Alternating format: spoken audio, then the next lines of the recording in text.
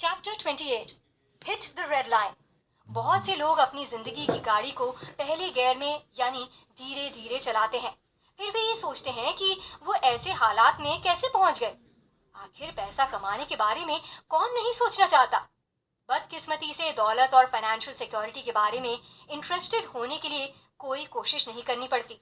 और जो लोग पैसे के लिए सिर्फ इंटरेस्टेड होते हैं वे फर्स्ट गियर में जिंदगी गुजारते हैं। फर्स्ट गियर से बाहर निकलने के लिए आपको फास्ट लेन की पावर का फायदा उठाने की जरूरत होती है। इसके लिए आपको एक सॉलिड एफर्ट और अच्छी चॉइस बनाने की आदत डालनी पड़ती है। इंटरेस्ट और कमिटमेंट में एक बड़ा गहरा फर्क होता है। जैसे कि इंटरेस्ट का मतलब एक किताब को पढ़ना होता है, जबकि कमिटमेंट का मतलब उस किताब में बताई गई चीजों को 50 बार अप्लाई करना होता है। या इंटरेस्ट एक बिजनेस को शुरू करना चाहता है, जबकि कमिटमेंट एक LLC यानी लिमिटेड लायबिलिटी कंपनी चलाने के लिए जरूरी पेपर वर्क की फॉर्मेलिटी पूरी करता है। या इंटरेस्ट एक महंगी कार को किराए पर लेता है, जबकि कमिटमेंट एक बाइक पर चलता है और अपने पैसों को बिजनेस सिस्टम में डालता है। या फिर इंटरेस्ट का मतलब अमीर दिखना है, जबकि कमिटमेंट अमीर बनने की प्लानिंग करना है। बहुत से लोग अक्सर अपनी रेड लाइन को तय नहीं कर पाते हैं। रेड लाइन का मतलब प्योर कमिटमेंट होता है। दरअसल कमिटमेंट एक ऐसा शब्द है जिसमें आप फेल भी हो सकते हैं। इसी वजह से ज्यादातर लोग रेड लाइन को हिट करने से बचते हैं, यानी वो एक कमिटमेंट करने के लिए खुद को तैयार नहीं कर पाते और वे कमिटमेंट करने के लिए किसी खास दिन का इंतजार ही करते रहते हैं। जैसे कि वो ये सोचते हैं, मैं एक प्रमोशन का इंतजार कर रहा हूँ, मैं अपने बच्चे के बड़े होने का इंतजार कर रहा हूँ, मैं अपना कर्जा चुकाने का इंतजार कर रहा हूँ, मैं अपनी वाइफ को एक जॉब मिलने का इंतजार कर रहा हूँ, वगैरह वगैरह। लेकिन आपको इस बात को समझना होगा कि कभी भी कोई परफेक्ट टाइम नहीं होता। किसी दिन का मतलब आज ही का दिन होता है और अगर आप इंतजार करेंगे तो आपके मौके हाथ से निकल जाएंगे।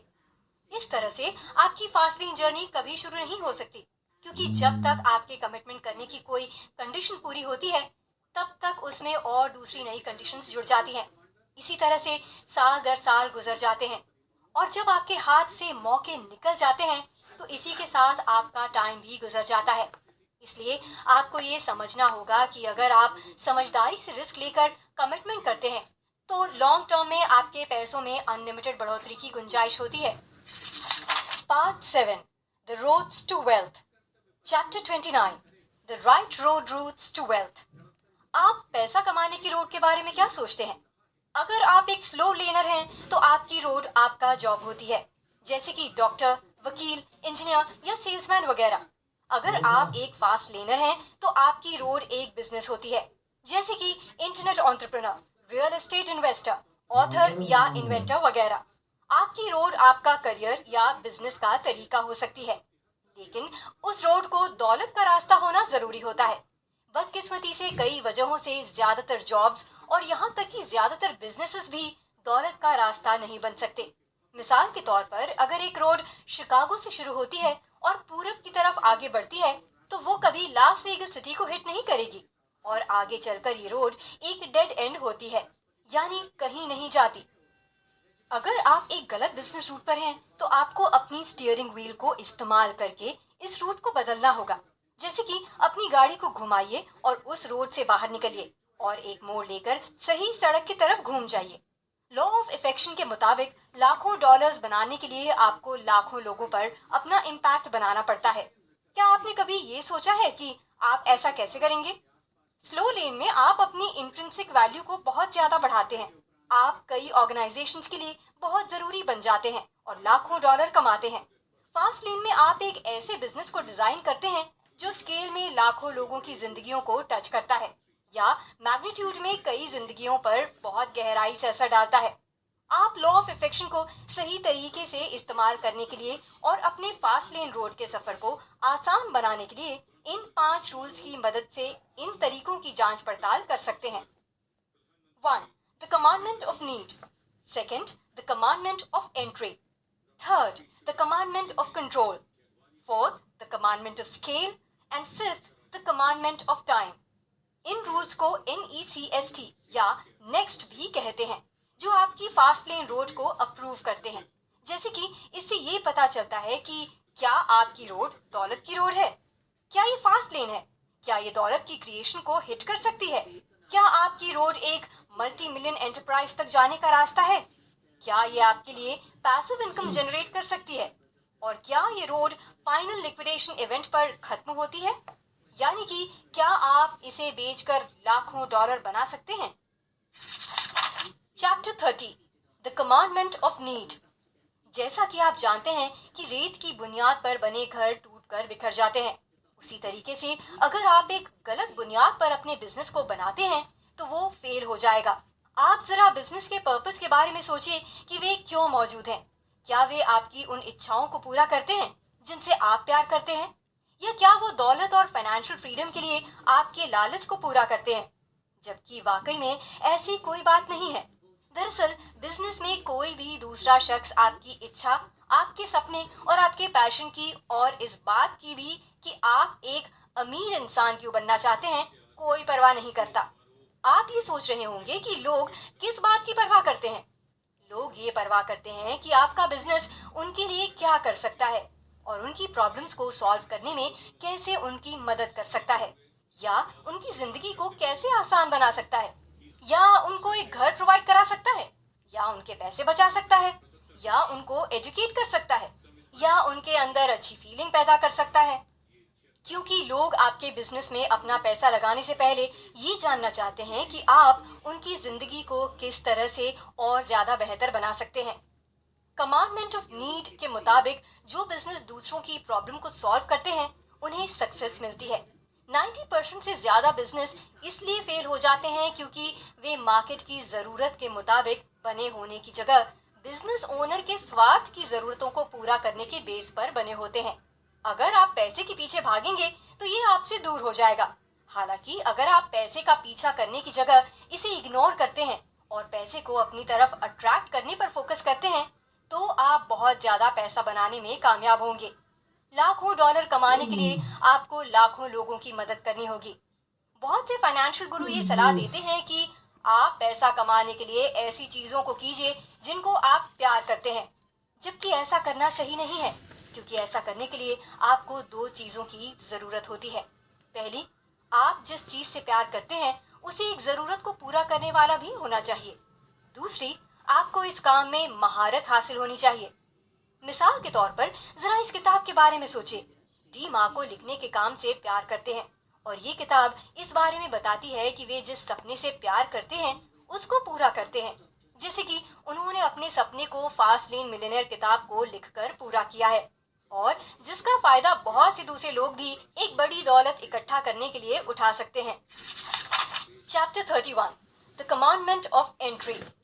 कमांडमेंट ऑफ एंट्री के मुताबिक किसी भी बिजनेस की फील्ड में जब कंपटीशन बहुत ज्यादा बढ़ जाता है तो उस बिजनेस में एंट्री करने की सड़क के रास्ते में तमाम तरह की रुकावटें पैदा हो जाती हैं, जिसकी वजह से बिजनेस में दाखिल हो पाना बहुत मुश्किल हो जाता है।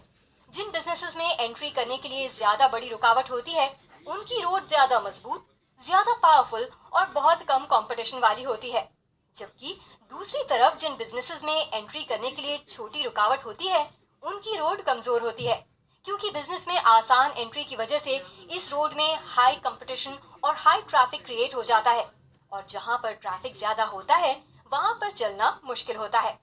इसी वजह से अगर आप खुद एक नेटवर्क मार्केटिंग या MLM यानी मल्टी लेवल मार्केटिंग कंपनी के मालिक नहीं होते हैं तो आप हमेशा इस तरह की कंपनी से कमांडमेंट ऑफ एंट्री के मुताबिक ज्यादा पैसा कमाने में फेल हो जाते हैं, क्योंकि ये बिल्कुल उसी तरह से होती है जैसे कि अगर आप 2000 ऐसे लोगों के साथ रहते हैं जो वही काम करते हैं जो आप भी करते हैं, तो आपको उस फील्ड में कई बड़ी मुश्किलों से मुकाबला करना पड़ता है। और जब आप उस कंपनी के इनोवेटर या उसके लीडर या एक ऐसे फास्ट लेनर शख्स के साथ अपना कंपैरिजन करेंगे जिसने उस कंपनी की शुरुआत की है, तो आप पाएंगे कि उस शख्स की फास्ट लेन आर्मी में आप सिर्फ एक सिपाही हैं। MLM फाउंडर को किसी सक्सेस के पिरामिड पर चढ़ने की जरूरत नहीं होती है, क्योंकि उसने खुद वो पिरामिड बनाया होता है। ये आपको तय करना है कि आप एक पिरामिड बनाने वाला बनना चाहते हैं या पिरामिड पर चढ़ने वाला बनना चाहते हैं। नेटवर्क मार्केटिंग कंपनियों के फाउंडर्स अपना काम बहुत शानदार ढंग से अच्छा करते हैं, क्योंकि वे जानते हैं कि लोग इवेंट से प्यार करते हैं और वे एक इवेंट के दौरान लोगों को ये ऑफर देते हैं कि इस एप्लीकेशन फॉर्म को भरिए और अपना बिजनेस शुरू कीजिए। वे लोगों को एक बिजनेस में आसान एंट्री का फायदा देकर खुद भी उसका फायदा उठाते हैं, क्योंकि आम तौर पर एंटरप्रेन्योर्स के तौर पर हम ऐसी कंपनियां शुरू करना चाहते हैं जिसको दूसरे लोग एक इवेंट के तरीके से ज्वाइन कर सकें।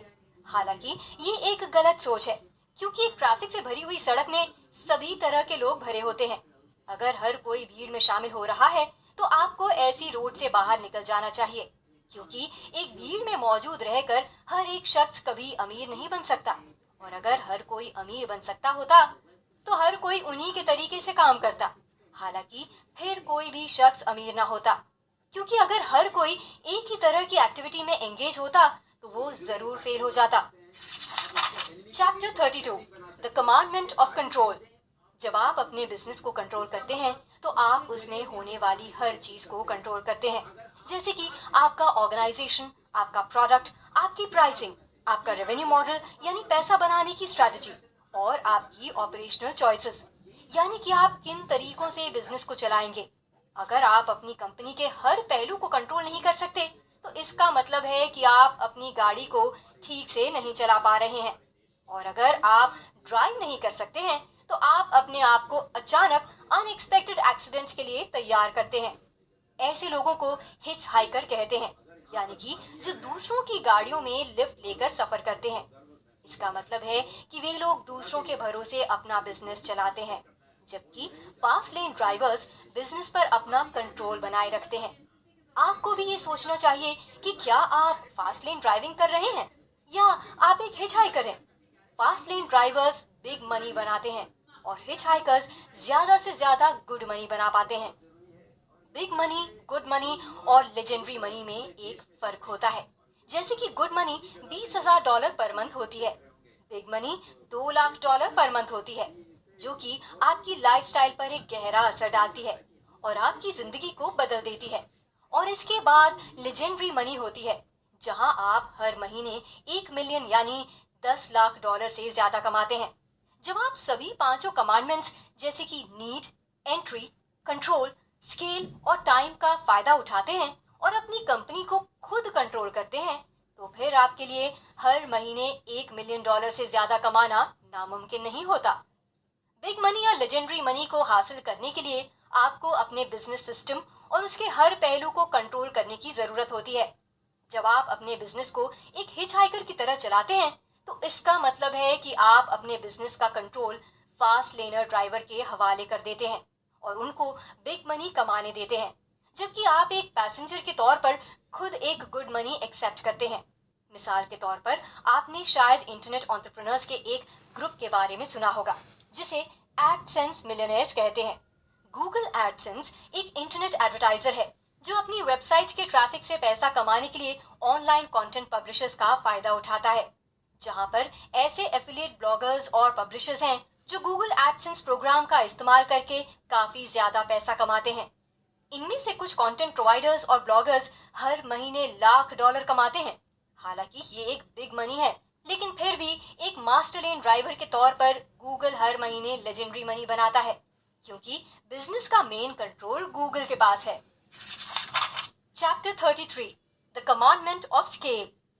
जब आपके बिजनेस की रोड कमांडमेंट ऑफ स्केल के मुताबिक नहीं होती तो आपके पैसा बनाने की तेजी एक लिमिटेड दायरे में कैद होकर रह जाती है। मान लीजिए कि अगर आप 15 किलोमीटर की स्पीड से ड्राइव कर रहे हैं तो आप कहीं भी तेजी से नहीं जा सकते। स्केल लेवरेज यानी फायदा उठाने के बारे में बताता है, और लेवरेज ये बताता है कि फास्ट लेन वेल्थ इक्वेशन को पावर कहां से मिल सकती है। बिजनेस लेवरेज यानी बिजनेस का फायदा उठाने के लिए आप एक तरह से पानी में रहने वाली चीजों के माहौल के मुताबिक अपने बिजनेस के तरीके को सिलेक्ट करते हैं, जो एक स्विमिंग पूल जैसी छोटी जगह से लेकर महासागर जैसी बहुत बड़ी जगह में हो सकता है। आप आमतौर पर इन 6 तरह के हैबिटेट्स यानी माहौल में अपने बिजनेस का फायदा उठा सकते हैं। 1. लोकल या कम्युनिटी पूल। दूसरा, काउंटी या सिटी पॉन्ड। तीसरा, स्टेट वाइड लगून। चौथा, रीजनल लेक। पांचवा, नेशनल सी। और छठवा, वर्ल्ड वाइड ओशन। एक लोकल कम्युनिटी या एक स्विमिंग पूल जैसे माहौल में स्केल को ढूंढना मुश्किल है, क्योंकि यहीं पर सिर्फ एक छोटी संख्या में लोग रहते हैं। हालांकि बिजनेस में ऐसे माहौल का ज्यादा फायदा नहीं उठाया जा सकता। मिसाल के तौर पर अगर आप एक सलून के मालिक हैं तो आपका बिजनेस हैबिटेट लोकल होगा, यानी आपका सलून एक लोकेलिटी में होगा। अगर आप एक महंगे रेस्टोरेंट के मालिक हैं तो आपका रेस्टोरेंट एक शहर में होगा। और अगर आप एक इंटरनेट कंपनी के मालिक हैं तो आपकी कंपनी दुनिया भर में होगी। इसका मतलब है कि आपका हैबिटेट जितना ज्यादा बड़ा होगा, उसी के मुताबिक आपके फास्ट लेन के फायदे उठाने की या तेजी से पैसा कमाने की उम्मीद भी उतनी ही ज्यादा होगी। लेकिन अपने हैबिटेट का ज्यादा फायदा उठाने के लिए मैग्नीट्यूड यानी लोगों पर एक बड़ा इम्पैक्ट डालने की भी जरूरत होगी, जो कि काफी महंगा होता है। आप छोटे हैबिटेट से बहुत कम पैसा कमा सकते हैं, क्योंकि स्केल यानी बड़े पैमाने पर फायदा कमाने के लिए आपको नेशनली या ग्लोबली बिजनेस करने के बारे में सोचना होगा।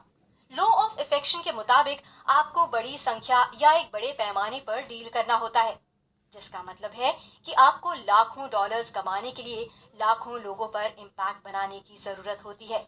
ये काम एक सड़क पर छोटा स्टोर खोलकर नहीं किया जा सकता, लेकिन आप देश भर में सैकड़ों स्टोर्स खोलकर ये काम कर सकते हैं, क्योंकि आप इस तरीके से बड़ी संख्या में लोगों पर इम्पैक्ट बना सकते हैं। Chapter 34 the commandment of time. Commandment of time के लिए जरूरी है कि आपका बिजनेस टाइम पर डिपेंड ना रहे।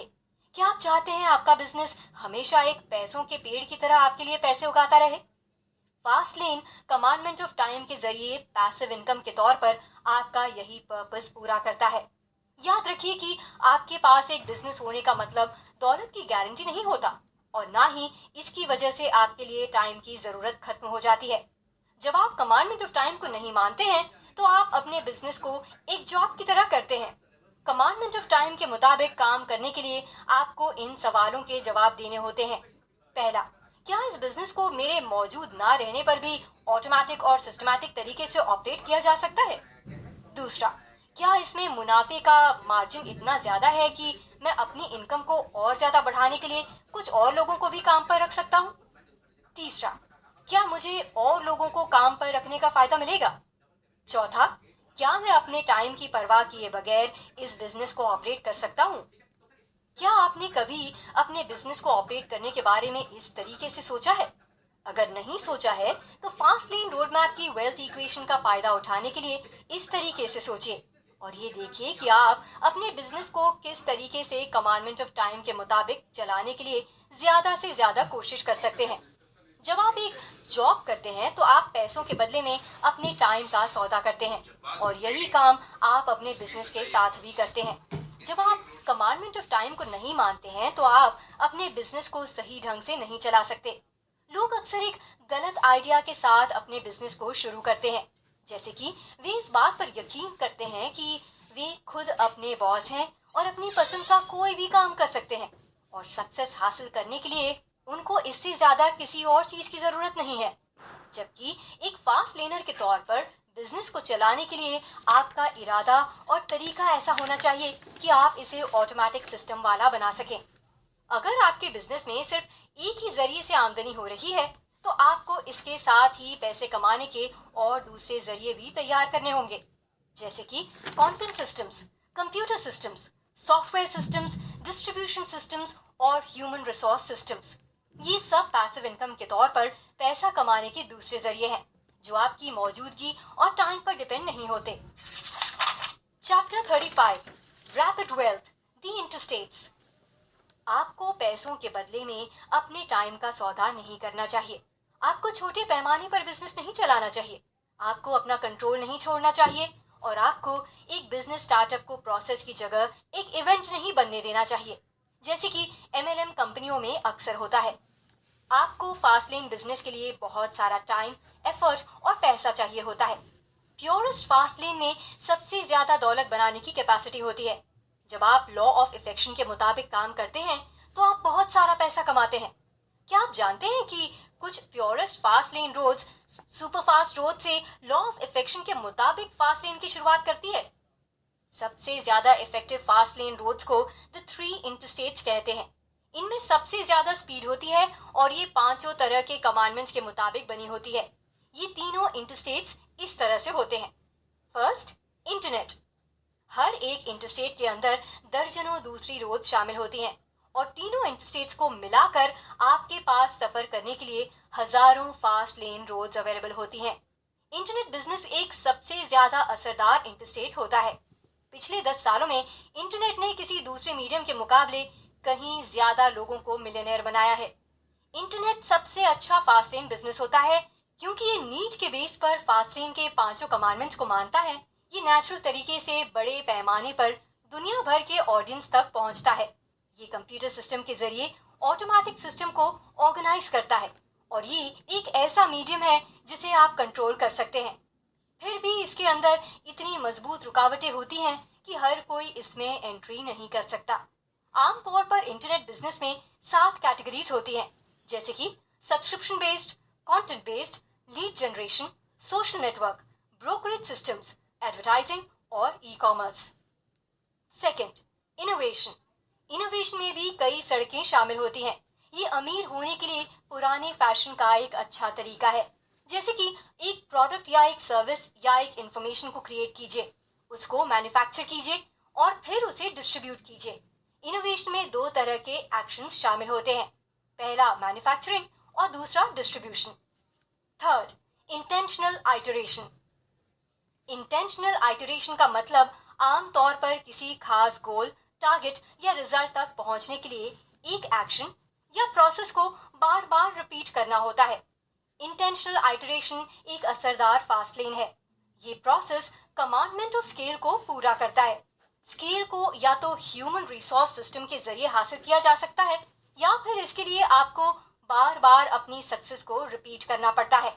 मिसाल के तौर पर जब एक रियल एस्टेट इन्वेस्टर एक बैंक ऑक्शन के जरिए एक सिंगल फैमिली के लिए घर खरीदता है और बाद में उसे किराए पर देता है, तो इसमें कोई स्केल नहीं होता।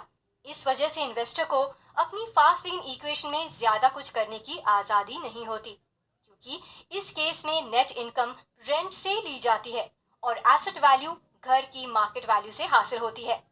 इस चैलेंज से निपटने के लिए इन्वेस्टर इसी प्रोसेस को बार बार रिपीट करता है।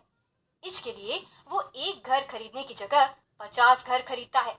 इस तरह से इंटेंशनल आइटरेशन एक फास्ट लेनर के लिमिटेड स्केल के कम आमदनी वाले रिस्पॉन्स को बार बार रिपीट करके एक सिंगल बेस्ड बिजनेस को भी एक बड़े स्केल के ज्यादा आमदनी वाले बिजनेस में बदल देता है। Chapter 36, find your open road.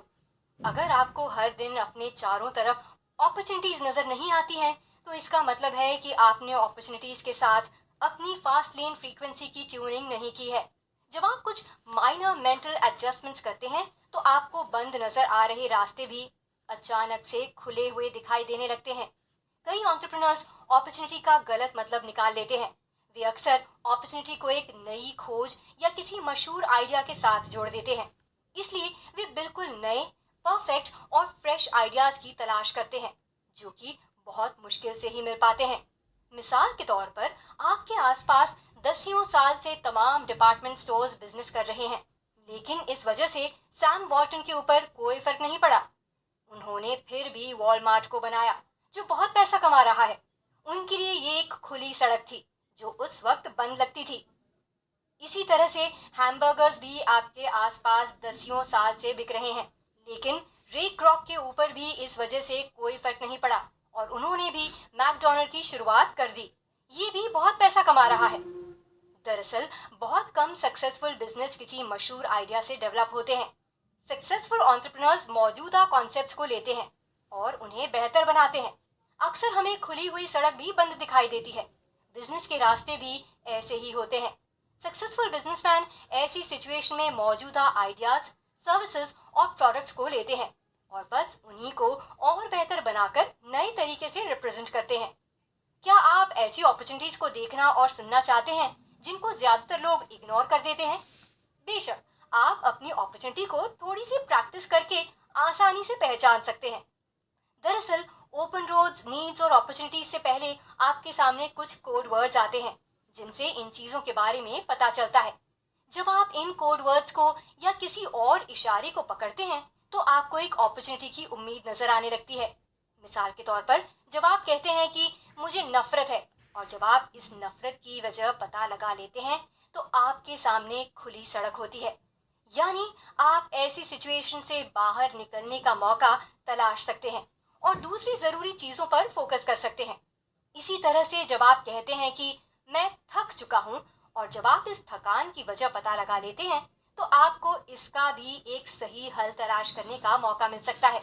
अगर आपकी रोड आपके सपनों को पूरा नहीं कर सकती, तो आपको ऐसी रोड को छोड़कर अपनी जरूरत के मुताबिक एक दूसरी रोड को तलाश लेना चाहिए, यानी कि कुछ और बेहतर काम करना चाहिए।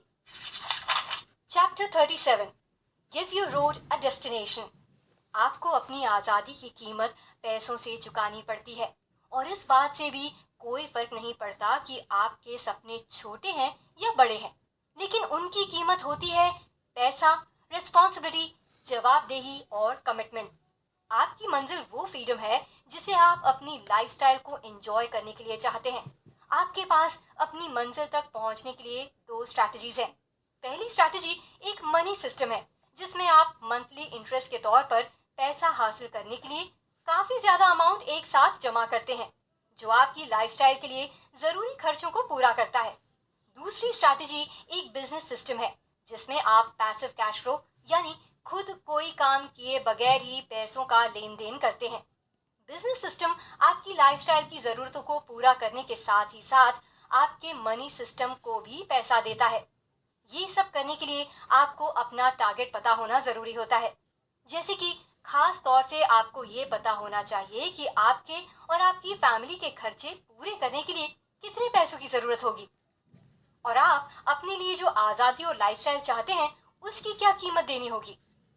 इसके अलावा आपको ग्रेजुएशन के बाद अपने आप को फाइनेंस और इकोनॉमिक्स की बेसिक नॉलेज के बारे में भी एजुकेट करना होगा।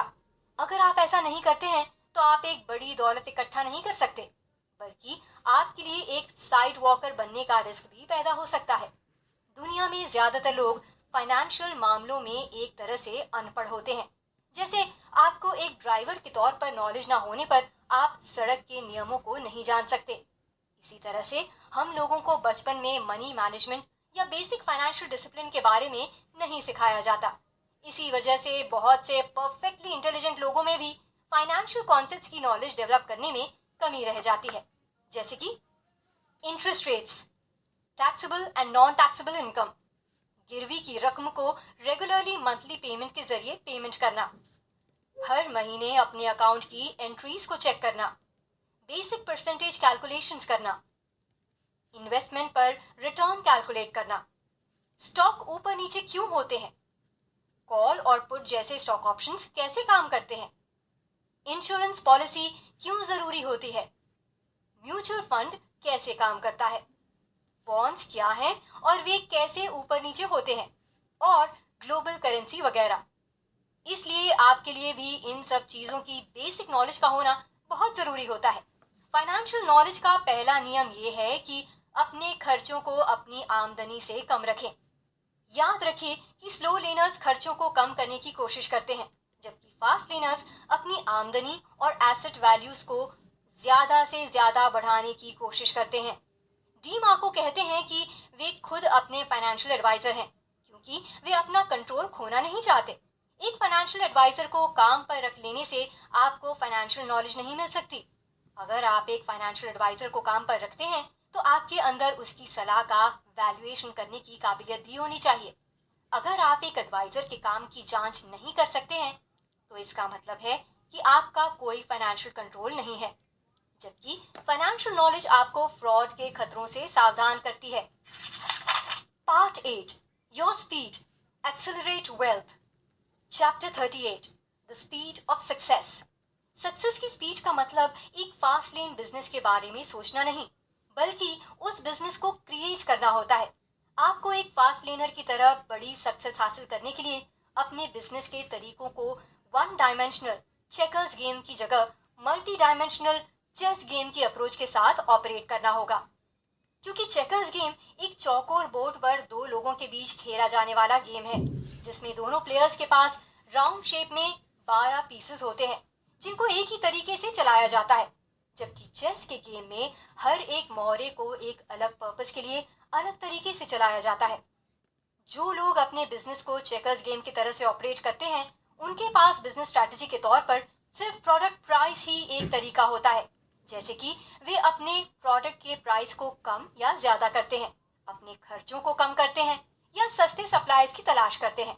जब ज्यादातर लोग सेल्स बढ़ाने के लिए सस्ता सामान बेचने की कोशिश करते हैं, तो इस तरह से मार्केट में सबसे सस्ता सामान बेचने का कंपटीशन शुरू हो जाता है। आप अपने बिजनेस को ऑपरेट करने के लिए चेस की गेम को जिस तरीके से इस्तेमाल करते हैं, उससे ये पता चलता है कि क्या आप अपने बिजनेस में फास्ट लेन की स्पीड बनाते हैं या बिना किसी टारगेट के अपना पैसा, एनर्जी और टाइम खर्च करते हैं। आप शतरंज के मोहरों को इस तरह से बिजनेस में इस्तेमाल कर सकते हैं। द किंग आपका एग्जीक्यूशन, द क्वीन आपकी मार्केटिंग, द बिशप आपकी कस्टमर सर्विस, द नाइट आपका प्रोडक्ट, द रूक आपके लोग और द पॉन आपके आइडियाज। आप सिर्फ आइडियाज की मदद से अपने बिजनेस की स्पीड को नहीं बढ़ा सकते, बल्कि इसके लिए आपको अपनी प्लानिंग के मुताबिक तमाम चीजों को पूरा करना होता है। बिजनेस में आपके आइडियाज पॉन्स यानी प्यादे के मोहरे की तरह होते हैं और वे पार्किंग में खड़ी हुई एक गाड़ी के स्पीडोमीटर पर 220 मील प्रति घंटे की स्पीड को दिखाते हैं। लेकिन वाकई में स्पीड को हासिल करने के लिए आपको गाड़ी के एक्सेलरेटर पर प्रेशर डालना पड़ता है। यही एग्जीक्यूशन यानी एक्सेलरेटर पर प्रेशर डालना बिजनेस में शतरंज के किंग की तरह से काम करता है। अगर आपके पास एक शानदार आइडिया होने के बावजूद आप उसके मुताबिक सही ढंग से काम नहीं कर पाते हैं, तो वो आइडिया बेकार हो जाता है। डी मार्को ने जब अपना वेबसाइट का बिजनेस शुरू किया था, तो उस दौरान तमाम दूसरी वेबसाइट कंपनियां भी इस्टेब्लिश हो गई थी, लेकिन उन्होंने दूसरी वेबसाइट कंपनियों के मुकाबले ज्यादा बेहतर काम किया और उस इंडस्ट्री में एक लीडर बन गए। हालांकि उनके आइडिया में कोई खास बात नहीं थी, लेकिन वे इस फील्ड में दूसरी कंपनियों के साथ कंपटीशन करके उनसे बहुत आगे निकल गए। इसके बाद उनके कॉम्पिटिटर्स ने उनके रेवेन्यू मॉडल की कॉपी करने की कोशिश भी की थी, लेकिन वे इसका फायदा नहीं उठा सके, क्योंकि दूसरों का आइडिया चोरी करने से आपको दौलत कमाने के लिए शतरंज का पावरफुल मोहरा किंग यानी उस आइडिया को सक्सेसफुली लागू करने का तरीका नहीं मिल जाता। जैसे कि शतरंज के खेल को सिर्फ प्यादों को चुराने भर से ही नहीं जीता जा सकता। Chapter 39 burn the business plan, ignite execution.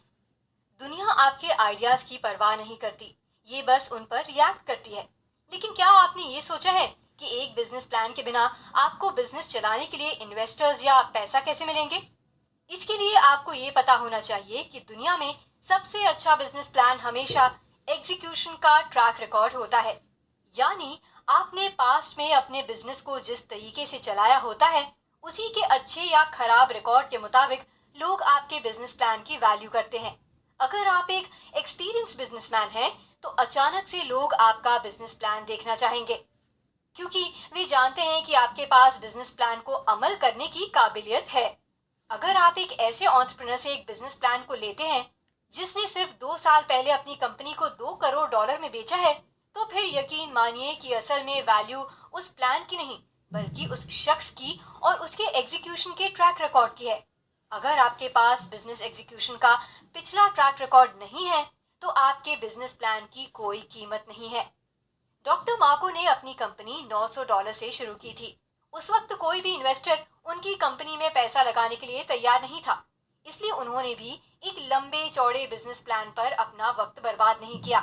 और फिर जब हकीकत में उनके आइडियाज दुनिया के इस्तेमाल करने लायक एसेट्स की शक्ल में बदलने लगे, तो लोगों को उनकी कंपनी की वैल्यू का एहसास होने लगा और फिर अचानक बहुत से लोग उनके बिजनेस प्लान को देखने में इंटरेस्टेड हो गए। इसकी वजह ये थी कि उन्होंने अपने आइडियाज को एक कागज पर लिखने की जगह हकीकत में अपने बिजनेस कॉन्सेप्ट को सक्सेसफुली एग्जीक्यूट करके दिखाया था। इसलिए अगर आप वाकई में अपने बिजनेस के लिए पैसा इकट्ठा करना चाहते हैं, तो दुनिया के सामने अपने बेहतरीन आइडियाज को हकीकत में एग्जीक्यूट करके दिखाइए, क्योंकि एग्जीक्यूशन ही फास्ट लेन पर स्पीड को बनाता है। Chapter 40 pedestrians will make you rich. जब बिजनेसमैन कहीं से कोई शिकायत सुनते हैं, तो उनमें से ज्यादातर लोग इसे अनदेखा कर देते हैं और ज्यादातर मामलों में वे उन शिकायतों को अपने एम्प्लॉयज को देख लेने के लिए कहते हैं और ये उम्मीद करते हैं कि इस तरीके से प्रॉब्लम दूर हो जाएगी। लेकिन फास्ट लेन में ऐसा नहीं होता। शिकायतें मुफ्त में फीडबैक को रिप्रेजेंट करती हैं और आपके बिजनेस में अधूरी जरूरतों को दिखाती हैं और वे आपके सफर की सड़क के शोर को भी रिप्रेजेंट करती है। शिकायतें 4 तरह की होती हैं। 1. Complaints of change. चेंज की शिकायत में सबसे कम जानकारी मौजूद होती है, इसलिए इसको समझना सबसे ज्यादा मुश्किल होता है। जब आप कुछ बदलाव करते हैं तो आपको शिकायतें मिलती हैं। इसकी वजह यह है कि ह्यूमन साइकोलॉजी ऐसी होती है कि इंसान कुदरती तौर पर बदलाव को पसंद नहीं करता। उनको ये लगता है कि बदलाव उनके कंफर्ट, उम्मीद और सिक्योरिटी के लिए खतरा बन सकता है। 2. Complaints of expectation. उम्मीद की शिकायतें उस वक्त होती हैं जब आप अपने कस्टमर की उम्मीद के खिलाफ काम करते हैं, जैसे कि जब आप उन्हें अपना प्रोडक्ट खरीदने के लिए मना लेते हैं, लेकिन असल में आप उन्हें जो देते हैं वो उनकी उम्मीद को पूरा नहीं करता। ऐसा इसलिए होता है क्योंकि या तो आपकी सर्विस फेल हो जाती है या आपकी मार्केटिंग स्ट्रैटेजी उनकी उम्मीद के मुताबिक ना होकर गलत तरीके से धोखा देने वाली होती है। 3. Complaints of void and. ये शिकायत उस वक्त होती है जब आपका कस्टमर लगातार आपसे किसी चीज की डिमांड करता है और आपके पास वो चीज नहीं होती। वॉइड की शिकायतें सबसे ज्यादा कीमती होती हैं क्योंकि वे अधूरी जरूरतों के बारे में बताती हैं और ये शिकायतें आपको बहुत इंपॉर्टेंट अपॉर्चुनिटीज प्रोवाइड करती हैं। ऐसी शिकायतें करके लोग आजादी के साथ आपको ठीक ठीक ये बताते हैं कि वे क्या चाहते हैं और आपको इस इंपॉर्टेंट जानकारी को हासिल करने के लिए कोई कीमत नहीं चुकानी पड़ती। 4. Complaints of fraud. फ्रॉड की शिकायतें सबसे ज्यादा अफसोस करने के लायक होती हैं क्योंकि ये सोसाइटी की सबसे खराब हालत को दिखाती हैं। नाजायज शिकायतों को बिजनेस मालिकों से गलत तरीके से फायदा उठाने के लिए डिजाइन किया जाता है। बदकिस्मती से जब आप लाखों कस्टमर्स के साथ डील करते हैं तो आपको सैकड़ों साइड वॉकर्स का सामना भी करना पड़ सकता है। जब कुछ कस्टमर्स अपने साथ कुछ गलत होने की फ्रॉड शिकायतें करते हैं तो आप इनकी वजह से फ्रस्ट्रेट हो सकते हैं क्योंकि आपका गलत ढंग से फायदा उठाने वाले लोग बहुत लो क्लास के फ्रॉड होते हैं।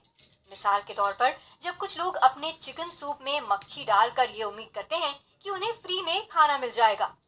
अगर आप एक शानदार कस्टमर सर्विस देकर अपने बिजनेस को तेजी से आगे बढ़ाना चाहते हैं तो आपको अपने कस्टमर्स के एक्सपेक्टेशन प्रोफाइल को समझना होगा। इसका मतलब है कि आपको ये पता करना होगा कि आपके कस्टमर्स आपके कॉम्पिटिटर्स के कंपैरिजन में आपसे किस तरह की अच्छी चीजें हासिल होने की उम्मीद रखते हैं। हालांकि कस्टमर्स को शानदार सर्विस प्रोवाइड करने में आमतौर से ज्यादा पैसे खर्च करने पड़ते हैं, लेकिन आपको खर्च से ज्यादा फायदा भी मिलता है। अच्छी सर्विस की वजह से आपका बिजनेस आमतौर से 5 साल ज्यादा चलता है। Chapter 41 throw hijackers to the कर्ब।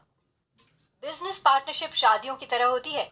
शादियों में लव अफेयर्स और जिस्मानी जरूरतें पूरी होने के बाद पति पत्नी को अपने कैरेक्टर में तालमेल बिठाकर साथ मिलकर और अपनी दूसरी क्वालिटीज को भी एक दूसरे की भलाई को ध्यान में रखते हुए अच्छी तरह इस्तेमाल करते हुए जीना होता है। पार्टनरशिप में भी इसी तरह की चीजें होती हैं। ज्यादातर मामलों में पार्टनरशिप्स इस वजह से फेल हो जाती हैं क्योंकि पार्टनर्स के नजरिए और इंटरेस्ट अलग तरह के होने की वजह से उनमें अच्छे रिश्ते नहीं बन पाते। अच्छी पार्टनरशिप के लिए ये जरूरी होता है कि आप ऐसे लोगों को अपना पार्टनर बनाएं जिनके अंदर एक दूसरे को सपोर्ट करने की काबिलियत और स्किल्स होती हैं। जैसे कि अगर आप मार्केटिंग की फील्ड से आते हैं तो आपके पार्टनर को एक टेक्निकल शख्स होना चाहिए। असल में अक्सर लोग एक पार्टनरशिप में गलत लोगों के साथ एंगेज हो जाते हैं, जैसे कि आपके अकाउंटेंट्स और वकील भी एक कॉन्ट्रैक्ट के थ्रू आपके बिजनेस पार्टनर की तरह होते हैं। इन्हीं लोगों के पास आपके बिजनेस के सक्सेस की चाबी होती है। ये आपके बिजनेस में हजारों लाखों डॉलर बचा सकते हैं और यही लोग आपको फाइनेंशियल बर्बादी की तरफ भी ले जा सकते हैं। इसलिए इन लोगों पर पूरी तरह से भरोसा करने से पहले आपको इनकी ईमानदारी और काबिलियत के बारे में पूरी तरह से श्योर हो जाना चाहिए, क्योंकि इनके पास आपको सही या गलत बनाने की पावर होती है। लोगों पर अनलिमिटेड भरोसा करने से आपके लिए अनलिमिटेड रिस्क का खतरा भी बन जाता है और सही जांच पड़ताल के बगैर भरोसा करने की वजह से जो नतीजे सामने आते हैं वे आपके कंट्रोल से बाहर हो जाते हैं।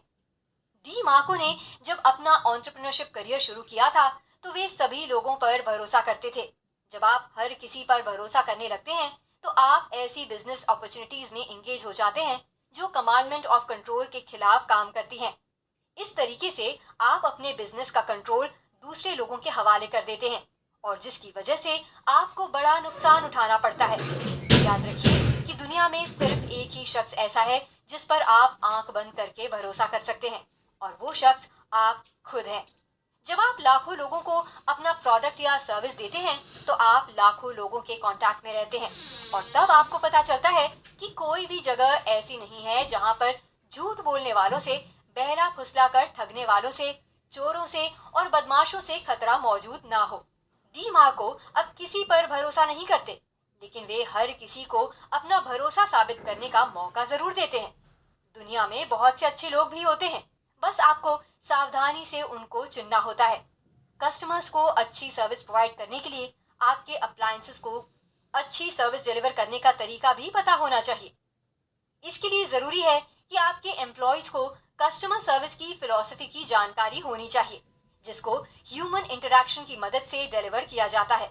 इसका मतलब है कि आपके एम्प्लॉयज के अंदर अपने अच्छे एक्सप्रेशंस, अच्छे बिहेवियर और अच्छी बातचीत के साथ साथ कस्टमर्स को उनकी उम्मीद से ज्यादा बेहतरीन सर्विस देकर खुश रखने की काबिलियत और स्किल्स होनी चाहिए।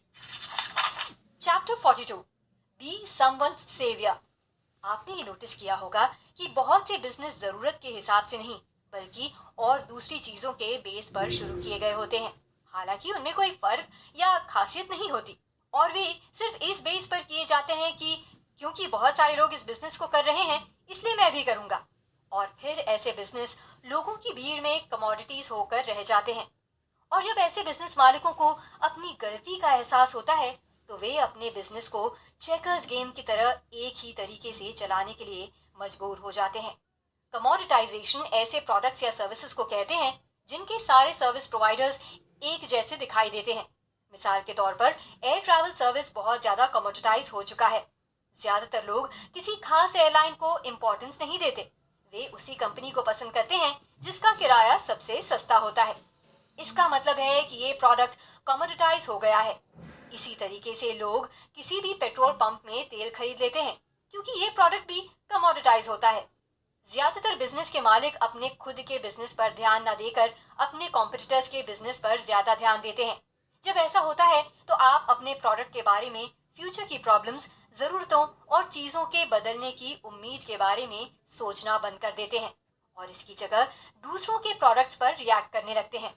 अगर आप अपने बिजनेस में दूसरों को फॉलो करते हैं तो आप अपने बिजनेस को लीड नहीं कर सकते, और अगर आप ऐसा नहीं कर सकते तो आप अपने काम में कुछ भी नया नहीं कर सकते। अगर आप कभी किसी मौके पर अपने कॉम्पिटिटर के प्रोडक्ट पर अपना रिएक्शन देते हैं तो ऐसा अपने फायदे के लिए कीजिए। उनकी कमजोरियों को पहचान कर अपने प्रोडक्ट को उनके प्रोडक्ट से बेहतर बनाइए। इस बारे में पता लगाइए कि आपको ऐसी क्या चीज करनी चाहिए जो वे लोग नहीं कर रहे हैं। इसका मतलब है कि आप उस जरूरत को खोजिए जिसकी वजह से आपके प्रोडक्ट की डिमांड बढ़ सकती है, और आप उनकी कस्टमर सर्विस की गलतियों को पहचान कर इसका फायदा उठाइए। Chapter 43, build brands not businesses. याद रखिए कि आपके फास्ट लेन टूल बॉक्स में मार्केटिंग और ब्रांडिंग सबसे ज्यादा पावरफुल टूल होते हैं, क्योंकि बिजनेस सिर्फ जिंदा रहते हैं लेकिन ब्रांड फलते फूलते हैं। जब आप अपने बिजनेस की कमाई से महीने भर का घर खर्च ही उठा सकते हैं तो इसका मतलब है कि आप एक ही डायरेक्शन वाला चेकर्स गेम खेल रहे हैं। लोग बड़ी बिजनेस कंपनियां या और दूसरे बिजनेस के मुकाबले ब्रांड और रिश्तों के मामले में ज्यादा वफादार होते हैं। मिसाल के तौर पर अगर आप कोक से प्यार करते हैं और पेप्सी से नफरत करते हैं तो आप कोक के लिए हमेशा वफादार रहेंगे। मान लीजिए कि अगर पेप्सी अचानक से सस्ती हो जाती है फिर भी आप कोक ही खरीदेंगे। कोक ने अपना एक ब्रांड बनाया है और उस ब्रांड की पावर एक मजबूत वफादारी है जिसे तोड़ना बहुत मुश्किल है, और आप इस बात की भी परवाह नहीं करते हैं कि कोक या पेप्सी में से कौन सी ड्रिंक ज्यादा अच्छी है। एक ब्रांड बनाने का पहला कदम एक यूनिक सेलिंग प्रोपोजिशन या यूएसपी होती है। आपकी यूएसपी आपके ब्रांड को पकड़े रहती है।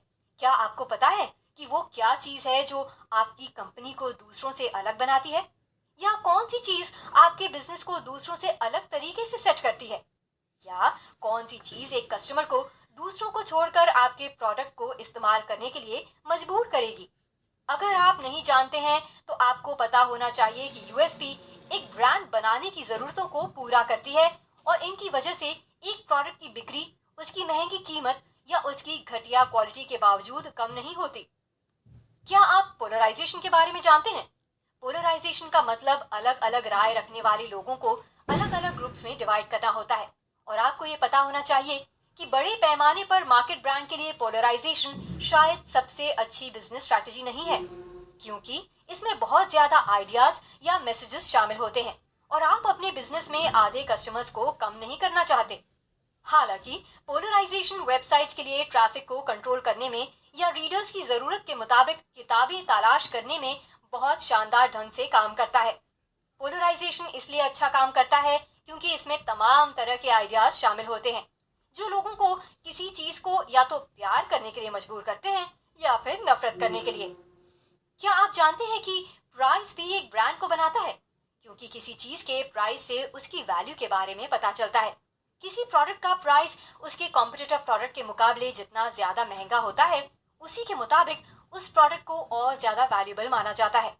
अगर किसी प्रोडक्ट का प्राइस सस्ता होता है तो उसकी वैल्यू को भी बहुत कम माना जाता है। प्राइस सिर्फ एक संख्या है जो ये बताता है कि किसी चीज की क्या कीमत है और उसकी क्या वैल्यू है और वो किस लायक है। कंज्यूमर के दिमाग तक पहुंचने के कई रास्तों में से एक रास्ता प्राइस भी है। अपने ब्रांड के लिए प्राइस का इस्तेमाल करते वक्त आपको कंज्यूमर को ये भी समझाना होगा कि प्रोडक्ट की हाई वैल्यू के मुताबिक उसका प्राइस जस्टिफाइड है। इसलिए हमेशा ये ध्यान रखें कि प्राइस के बारे में डिसाइड करते वक्त आप कभी भी अपने ब्रांड को अपने नजरिए के मुताबिक एक औसत दर्जे का प्रोडक्ट जाहिर न होने दें। Chapter 44, choose monogamy over polygamy. क्या आप जानते हैं कि टेकल सिंड्रोम आपको तमाम तरह के प्रोजेक्ट्स और अपॉर्चुनिटीज पर एक ही टाइम में अपना ध्यान हर तरफ बिखेरने के लिए बहुत ज्यादा मोटिवेट करता है? मान लीजिए कि अगर आप अपना टाइम 5 अलग अलग तरह के बिजनेस में लगाते हैं तो आप एक पॉलीगमिस्ट अपॉर्चुनिस्ट बन जाते हैं।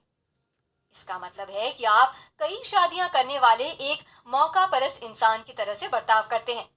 एक बिखरे हुए ध्यान की वजह से आपको उन तमाम बिजनेस में से किसी एक में भी सही रिजल्ट नहीं मिल पाते। मिसाल के तौर पर अगर एक पॉलीगमिस्ट अपॉर्चुनिस्ट के पास 20 ऐसे बिजनेसेस हैं जो उसकी एनर्जी, टाइम और पैसे को चूस रहे हैं, तो उसकी जगह फलने फूलने वाला एक ही बिजनेस करना ज्यादा बेहतर है।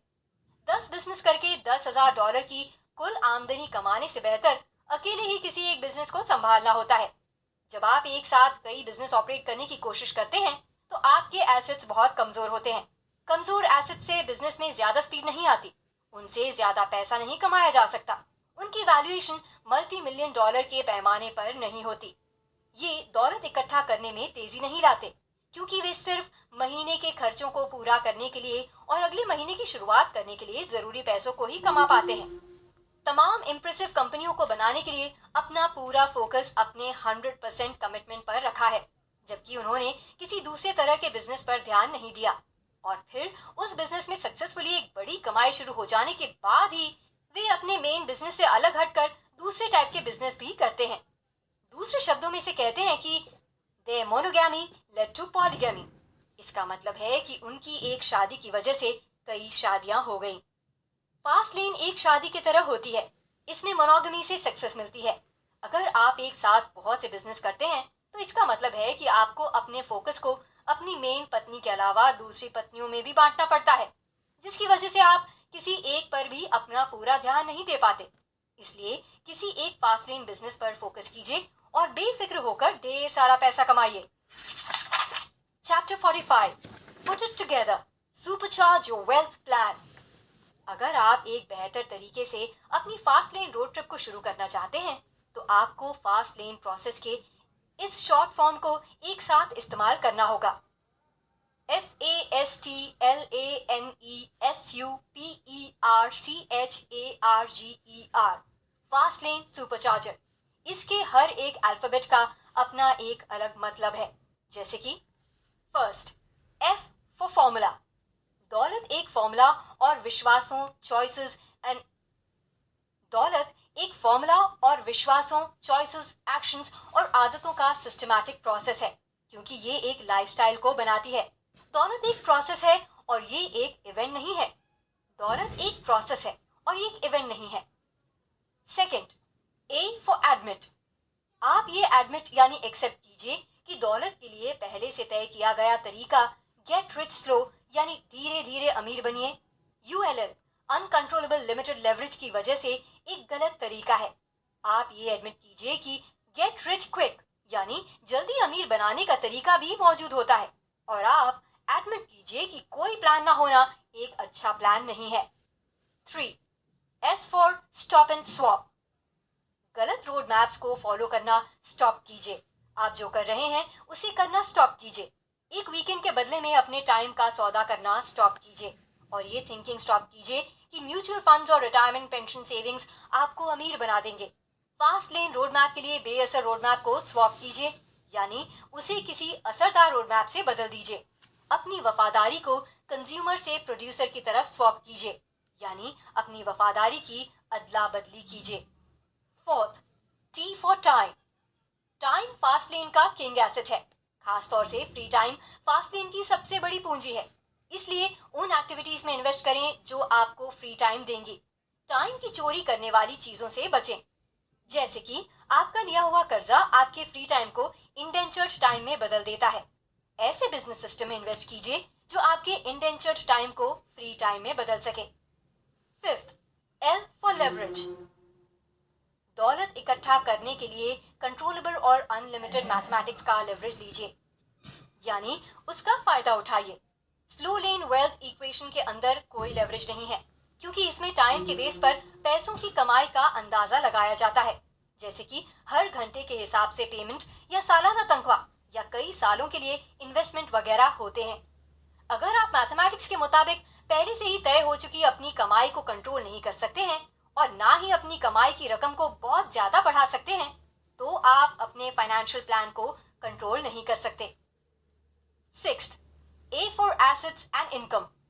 दौलत को एक ऐसे बिजनेस के जरिए इकट्ठा किया जा सकता है जिसमें आप इनकम और एसेट की वैल्यू को तेजी से बढ़ा सकें और आखिर में उस एसेट को एक लिक्विडेशन इवेंट में बेचा जा सके।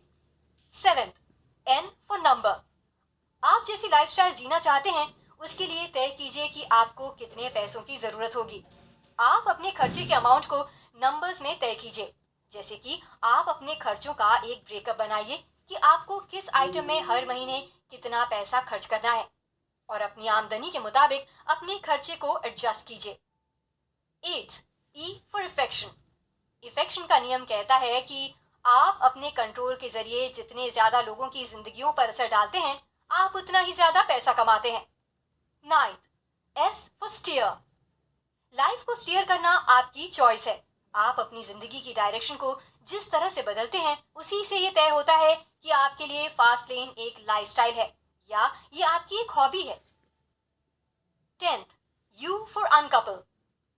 आप अपने बिजनेस स्ट्रक्चर के लिए एक favourable fast lane company create करके ऑफिशियली अपने आप को स्लो लेन वेल्थ इक्वेशन से अनकपल यानी अलग कीजिए, जैसे कि C कॉर्पोरेशन या S कॉर्पोरेशन या लिमिटेड लायबिलिटी कंपनी बनाइए।